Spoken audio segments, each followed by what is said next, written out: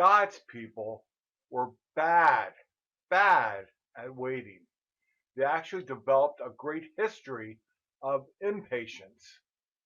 In Genesis 16, 1-4, Abraham is told he would have a son, but he's unwilling to wait for God's timing, so he takes matters into his own hands and sets off a family conflict that's lasted for thousands and thousands of years. In Numbers 20, 8-12, God tells Moses to speak to a rock to make water come out. But Moses loses his patience and smacks it with a stick. His impatience resulted in him missing out on entering the promised land.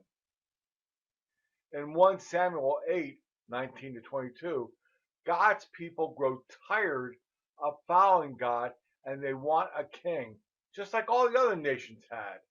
So God gives them what they want.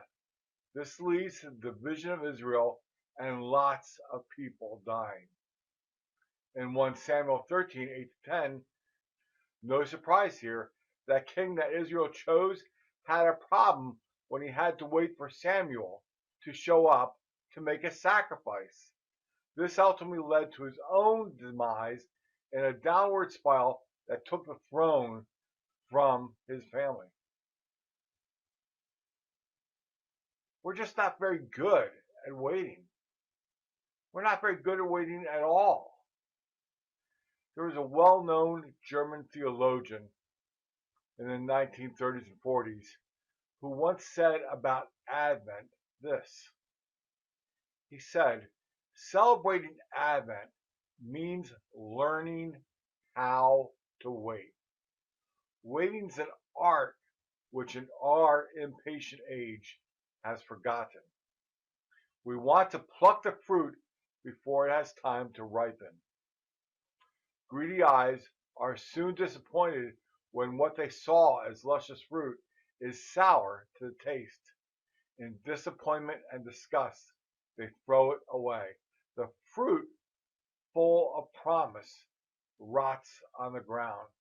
It's rejected without thanks by disappointed hands.